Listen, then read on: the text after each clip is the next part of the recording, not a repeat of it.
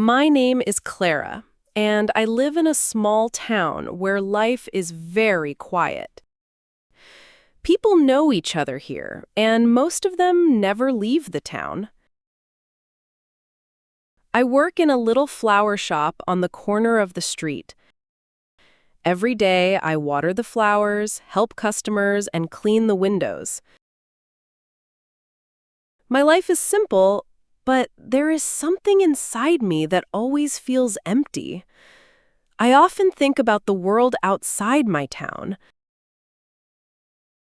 I see people online who speak English, travel, and meet people from different countries. I watch them and feel like they live on another planet. Sometimes, at night, I close my eyes and imagine speaking English with people in New York or London. I see myself smiling, laughing, and understanding everything. But then I open my eyes and remember I don't speak English. Not yet. One rainy Tuesday, something unusual happened. A man came into my flower shop. He wore a backpack and looked like he was not from here. He smiled at me and asked, "Do you speak English?" I felt frozen. My heart started beating fast. I understood his question, but I didn't know how to answer. I wanted to say a little or I'm learning, but the words were stuck inside me. I just smiled and shook my head. The man looked disappointed, but said, "Okay, thank you," and left the shop. I stood there for a long time, feeling silly and useless. After that, I couldn't stop thinking about that moment. Why didn't I try to say something? Why was I so afraid? That night, I sat on my bed with my phone in my hand. I opened YouTube and typed, "How to speak English for beginners." Hundreds of videos came up. I clicked on one that said, "English for absolute beginners." A friendly woman on the screen said, "Hello, let's learn English together." I repeated every word after her. It felt strange, like I was talking to a screen, but I liked it. I watched 5 videos that night. I learned to say, "My name is Clara, I am from Italy, and I like flowers." They were small sentences, but they made me feel proud. I didn't tell anyone about this. It was my secret. My English journey had begun, quietly, just like that. For the next 2 weeks, I watched English videos every evening after work. At first, I didn't understand much. The words were fast and new to me. But I kept watching. I paused the video, repeated sentences, and sometimes wrote words in a notebook. I also started to speak to myself in English. When I cooked dinner, I said, "I am cutting tomatoes." When I walked to the shop, I said, "I am going to work." I felt a little crazy, but I didn't care. I started enjoying it. It became a game. One morning, I looked in the mirror and said out loud, "I want to speak English." And in that moment, I believed it. Not just as a wish, but as a plan. I was going to do it. One day, something funny happened. I was standing in the shop talking to the flowers. I said, "Hello, little plant. How are you today?" I didn't know my neighbor, Mrs. Julia, was standing outside. She came in and looked at me with big eyes. "Clara, are you talking to the flowers in English?" she asked. I laughed and said, "Yes, they are my first students." She smiled and said, "You're strange, but I like it." I felt happy because for the first time, I didn't feel embarrassed.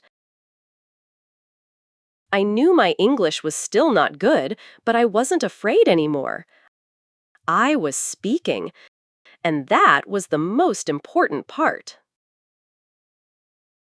About a week later, I was helping an old man in the flower shop when I saw a familiar face through the window. It was the tourist, the same one who came in and spoke English to me the first time.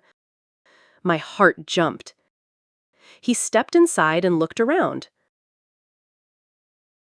I smiled, trying not to panic. He walked up to the counter and said, "Do you remember me?" I took a deep breath and said, slowly but clearly, "Yes, I remember you."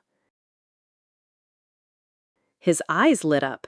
"You speak English now?" he asked, smiling. I nodded and said, "A little. I am learning." He looked surprised, and then he said something I didn't understand.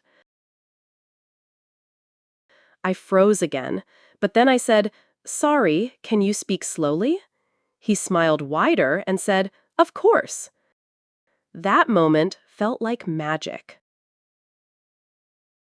We had a small conversation. I told him my name, and he told me his. His name was David, and he was from Canada. He said he was traveling through small towns in Europe and loved finding quiet places like mine. I told him, in simple words, that I was learning English because I wanted to talk to people like him. He laughed and said, "You're doing a great job." I didn't understand everything he said, but I understood his smile. It wasn't just a nice meeting, it was a gift. After he left, I sat down in the back room, holding a small rose in my hand, and smiled for a long time. For the first time in my life, I had a real English conversation. That evening, I told my cat, Luna, all about David. Of course, she didn't care. She just wanted food. But I was too excited to eat. I kept hearing his voice in my head. "You're doing a great job." Those words became like a song for me. I took out my notebook and wrote down everything I remembered from our conversation. I even searched for some of the words he used. I realized I needed to learn more. A lot more. So I made a plan. I decided to study English every day, just for 30 minutes, but I would do it no matter what.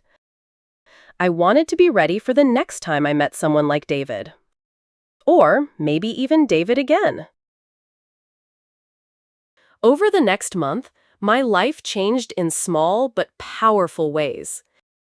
Every day, I studied a little bit. I watched English videos while I had breakfast. I listened to English songs on the way to work. I spoke out loud while I was cleaning the shop.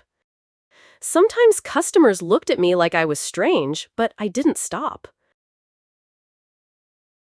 One day, a woman came in and said, "Are you learning English?"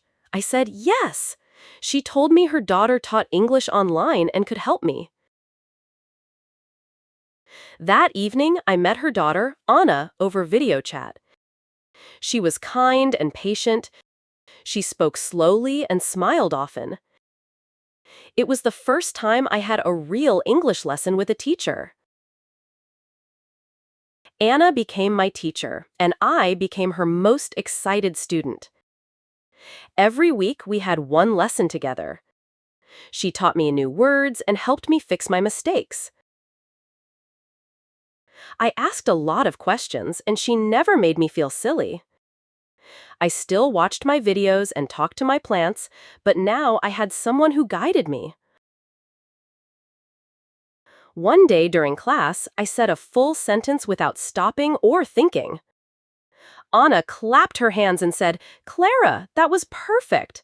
I felt like I had won a gold medal. I was not just dreaming anymore. I was speaking English. It was slow, it was simple, but it was real, and it was mine. One morning, something unexpected happened at the shop. A woman came in holding her phone. She looked worried and said something fast in English. I couldn't understand everything, but I caught a few words. Train, lost, station. I smiled and said, "Wait, can you speak slowly, please?" She repeated, "I missed my train. I don't know how to get back to the station." My hands were shaking a little, but I answered, "It's okay. I can help you." I used short, simple sentences. Go straight, turn left, then you will see the station. She looked at me and said, "Thank you so much. Your English is really good." I felt so proud, I almost cried. I had helped someone with my English. After that day, I started noticing something. People were not laughing at me. They were supporting me. My regular customers asked me, "How is your English going?" Some even asked me to teach them a few words. I wrote little English words on small cards and gave them to children with flowers. I also put English signs around the shop. Welcome! Smile today. This rose is beautiful. Even old Mr. Gino, who never liked anything new, said, "Your shop feels different now, in a good way." I realized something important. English was not just changing me, it was changing the space around me too. One evening, Anna, my teacher, gave me homework.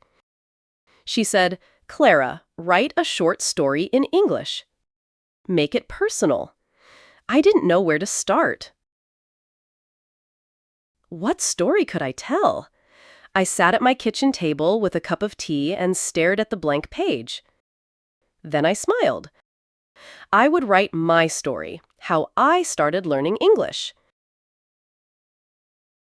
I wrote slowly, one sentence at a time. My name is Clara. I work in a flower shop.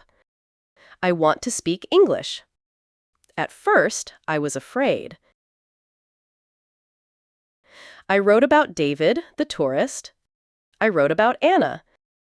I wrote about speaking to my cat and my plants. When I finished, it was only one page, but I felt like I had just written a book. The next day, I read my story to Anna. I made mistakes, of course, but I didn't stop. She smiled the whole time and said, "Clara, that was beautiful. You are not just learning English, you are living in it." Her words stayed with me for days.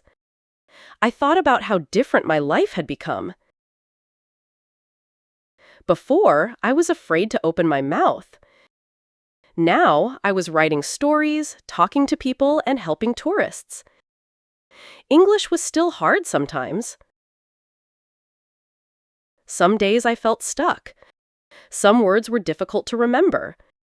But even on bad days, I never felt like giving up. I knew that every small step was still a step forward. One Saturday afternoon, something amazing happened. I was arranging tulips near the window when I saw David again. He was outside taking a picture of the shop. I quickly fixed my hair and ran to the door. "David," I called. He turned, surprised. "Clara," he said, "I was hoping to see you again." This time, our conversation was much longer. We talked about flowers, travel, and even books. I told him I had a teacher and was learning more every week. He said, "That's incredible. Your English is so much better now." We laughed and shared stories for almost an hour. When he left, he said, "Next time I come, maybe we can talk over coffee." I smiled and said, "Yes, I would like that." After David left that day, I couldn't stop smiling. I walked around the shop with a light feeling in my chest, like something special had just started. I didn't know if he liked me or if he was just being kind, but it didn't matter. What mattered was that we had a real, fun, and relaxed conversation in English. For the first time in my life, I didn't feel small when speaking. I felt brave. That evening, I sat in my room and wrote down every word I could remember from our talk. Then I looked at myself in the mirror and said, "Clara, you're really doing this." And I believed it. The next few weeks were full of surprises. I started understanding more of the English I heard in movies. I could catch full sentences and guess the meaning of new words. At work, I met 2 more tourists and helped them find their way to a local museum. One of them asked if I was from England. I laughed and said, "No, but thank you." I told Anna during our next lesson, and she was very proud. She said, "You don't just speak English, you sound natural." I never thought anyone would say that to me. It felt like winning a prize, even if the prize was only a sentence. Then, one morning, I got an email that made me stop breathing for a moment. It was from David. He had found my email address on the shop's website. He wrote, "Hi, Clara. I hope you're doing well. I really enjoyed our talk. I'll be in your town again next month. Maybe we can meet for that coffee?" I read the message 10 times. My hands were shaking, but my heart was dancing. I wanted to answer right away, but I was nervous. What if I made a mistake in my reply? I opened a new email, typed slowly, and checked every word twice. Finally, I sent it. "Hi, David. Yes, I remember. I would love to have coffee. See you soon." I clicked send and then screamed into a pillow. In the days that followed, I worked hard on my English. I wanted to be able to talk more freely when I met David again. I practiced questions I could ask him and tried to learn more vocabulary about travel, food, and hobbies. I even practiced ordering coffee in English in front of the mirror. I laughed at myself sometimes, but I kept going. My cat probably thought I had gone crazy. I told Anna about the email, and she smiled but warned me gently, "It's okay to be excited, but take your time. Let your English grow naturally." I nodded. I wasn't trying to impress anyone. I just wanted to connect with people, with the world, and maybe with someone special. Finally, the day came. I wore my favorite dress, not too fancy, just something that made me feel like myself. I arrived at the little cafe early and waited. I was nervous, but also calm in a strange way. When David walked in and saw me, he smiled like we were old friends. We talked for almost 2 hours. This time, we didn't need to stop and repeat words. I told him more about my life, and he told me more about his travels. At one point, he said, "Clara, I really like talking to you. You're not just learning English, you're using it with heart."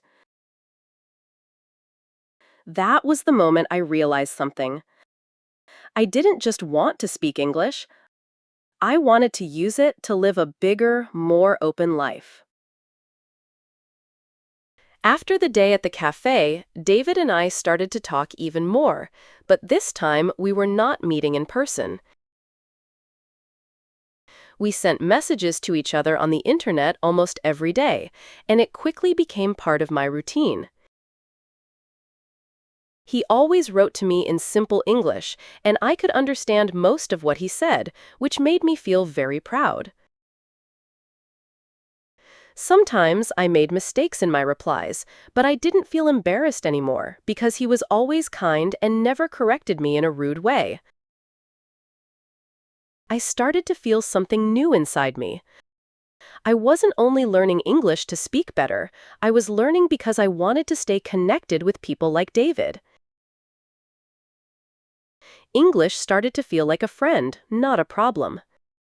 One evening, after I closed the shop and had dinner, I sat down to relax and checked my phone. I saw a new message from David that made me stop and stare. He had written, "Clara, would you ever like to visit Canada?" At first, I didn't know how to answer because it felt like such a big question. In the past, I would have said no right away, thinking it was too far, too expensive, and too scary. But now, because of everything I had done to improve my English, something inside me said, why not? I didn't say yes right away, but I wrote back, yes, I would love to visit Canada one day. After sending the message, I just sat there quietly, feeling surprised that I had said yes to something so big. At my next English lesson, I told Anna about the message from David, and she looked at me with a big smile on her face. She said, "That's wonderful! Maybe we should prepare for your trip to Canada." I laughed because it still felt like a dream, but she was serious. So from that day, we started a new kind of practice.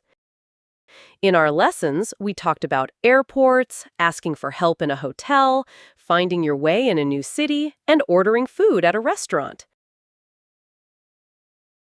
We even played little role-play games where Anna pretended to be a waiter and I had to speak only in English. At first, I made many mistakes, but I didn't feel afraid. Every new word and sentence gave me more confidence, like I was building a strong bridge to my future. As my English lessons continued and my confidence grew, something interesting started to happen at the flower shop. Without really planning it, I began to add small English words to the signs next to the flowers. For example, near the roses, I wrote love. Near the tulips, I wrote spring. Children would come into the shop and ask me what the English words meant, and I would explain to them with a smile. Even the tourists who visited the town seemed happier when they saw the signs. A few of them asked me, "Do you speak English?" And I was finally able to say, "Yes, I do. I can help you." The shop felt different now, more alive, more welcoming, and I realized that English was not only helping me, it was helping my whole little world grow. Then, one afternoon, as I was resting with a cup of tea after work, my phone buzzed with a message from David. When I opened it, my heart started beating faster. He wrote, "Clara, I will be going back to Canada next month. But before I leave, would you like to spend a day together?"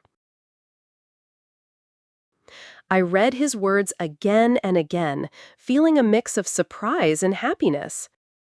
A few months ago, I would have been too afraid to say yes, thinking my English was not good enough. But now, everything felt different. I didn't even think too long. I smiled and wrote back, "Yes, I would love to spend a day with you." That night, I didn't sleep much, but I wasn't nervous about speaking English. I was excited to enjoy the day, speak naturally, and be myself. Sunday came, and I woke up very early, even before the alarm rang.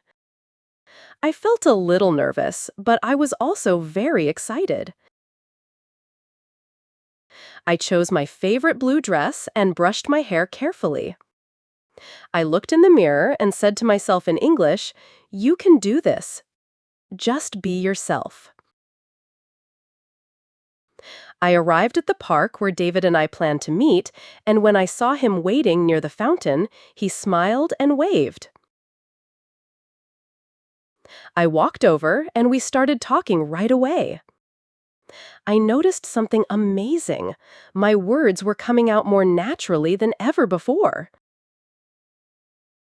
I didn't need to stop and think about every sentence. I was just speaking and enjoying the moment. We walked through the park and talked about many different things: flowers, travel, food, and funny memories. David told me about his family in Canada, and I told him about my flower shop and how much I enjoyed talking to customers in English now. We laughed a lot, and I was surprised that I wasn't shy anymore. I even told him about the first time I tried to speak English to a tourist and how I was so nervous I almost dropped a bunch of roses. He laughed kindly and said, "Well, now you sound like you've been speaking English for years." I smiled because deep inside, I was proud of how far I had come. Later that day, we stopped at a small cafe near the river. We sat at a little table outside, and I ordered in English without even thinking about it. The waiter smiled and said, "Your English is very good," and I felt a warm happiness inside. David and I drank coffee and watched the boats pass by. The sky was blue, the air was soft, and everything felt peaceful. He looked at me and said, "I'm really glad we met, Clara. I think you're one of the bravest people I know." I looked at him with surprise and said, "Me?" He nodded and said, "Yes. You faced something scary, and you didn't give up." That moment stayed in my heart.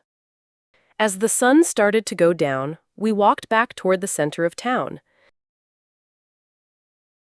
Neither of us talked much during that part of the walk, but it didn't feel uncomfortable. It felt calm, like we both understood that something special had happened.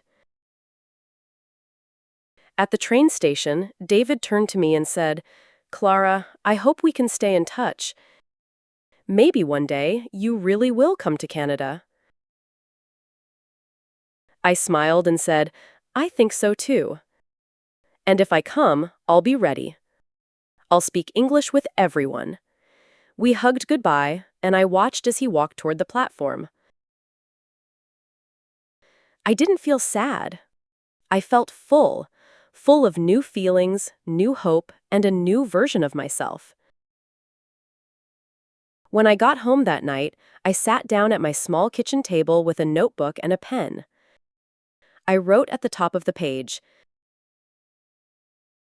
"The day I spoke English all day without fear."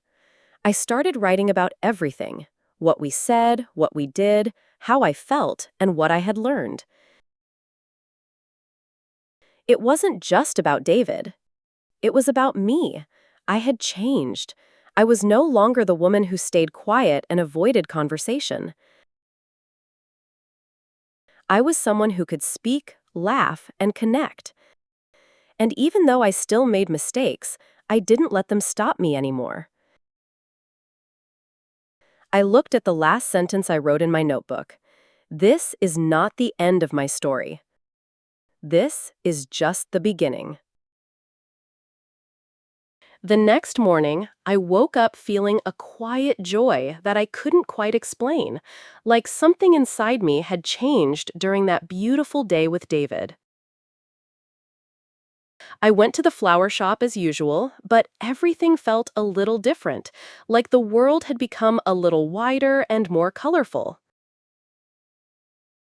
I noticed the way I greeted the customers was more open, more confident, and even when I spoke in my native language, I felt the English words dancing in my mind.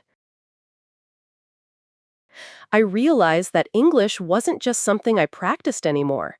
It was becoming a part of me, like another side of my personality that was growing stronger every day.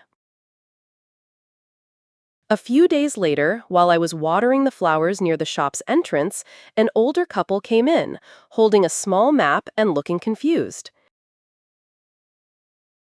They didn't speak my language, and they were clearly trying to ask for directions to a nearby hotel. Without even thinking about it, I smiled and spoke to them in English, slowly and clearly. And after a short conversation, I showed them exactly where to go. When they thanked me and walked away smiling, I stood there for a moment, surprised at how natural it had felt. Months ago, I would have panicked and probably pretended I didn't understand. But now, it was different.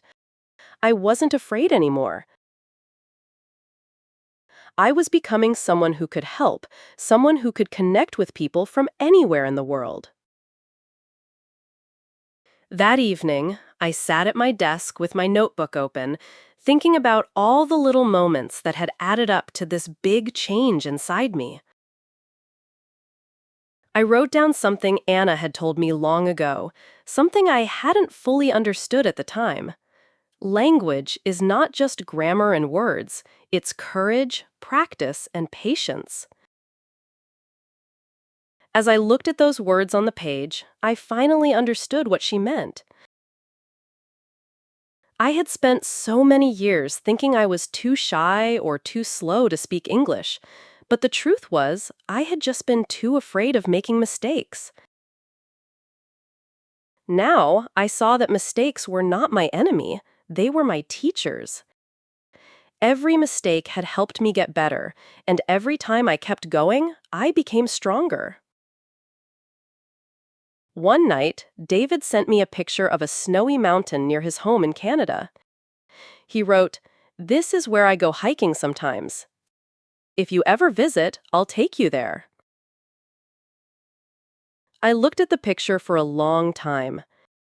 It was beautiful and quiet, with tall trees and white snow everywhere. I closed my eyes and imagined myself walking there, breathing the cold air, speaking English with him without fear. It didn't feel impossible anymore. I wrote back, "That looks amazing. I really hope I can come one day. And this time, I won't need subtitles or a dictionary." As I pressed send, I smiled to myself. This wasn't just a dream. This was something I was moving toward, step by step, with every conversation, every lesson, and every brave word I spoke. A few weeks later, Anna told me something that surprised me and made me feel proud in a new way. She said, "Clara, I think you're ready to join an English conversation group. You can talk with people from different countries and share your thoughts." At first, I felt unsure because it sounded like something only very good English speakers do. But then I remembered how far I had come, from being afraid to say hello, to talking with tourists, to having long conversations with David, and now helping people in real situations. I looked at Anna and said, "Yes, I'll try it. Even if I make mistakes, I want to speak more." And as I walked home that day, I felt like I was walking into a new chapter of my life, one that was full of possibility, connection, and courage. The first time I went to the English conversation group, I felt nervous, like I had before many times in the past.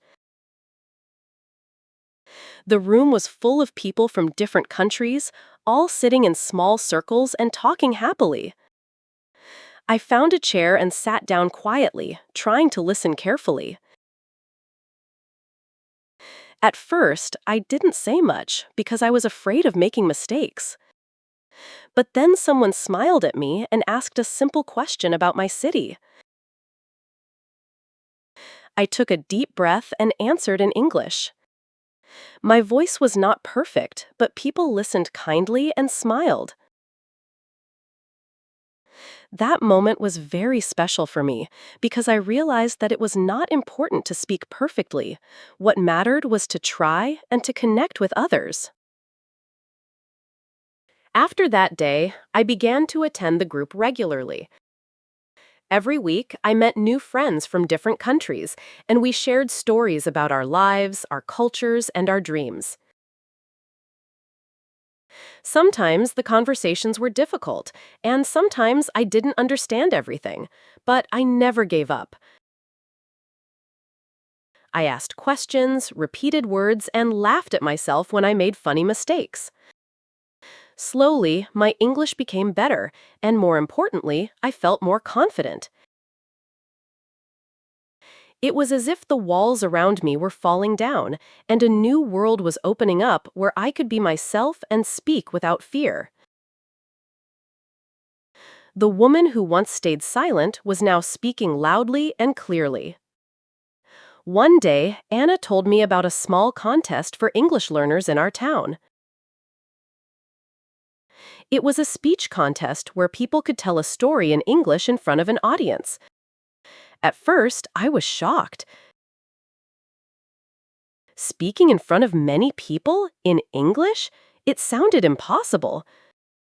But then I thought about all the things I had done and learned.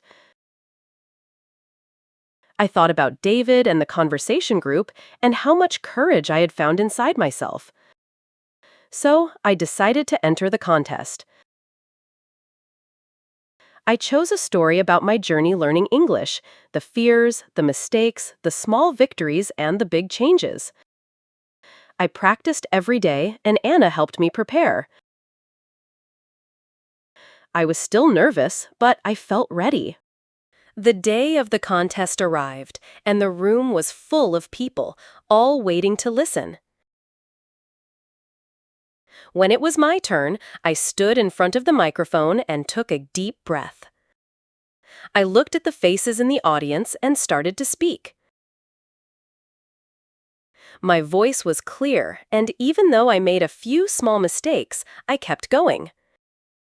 I told my story with honesty and heart.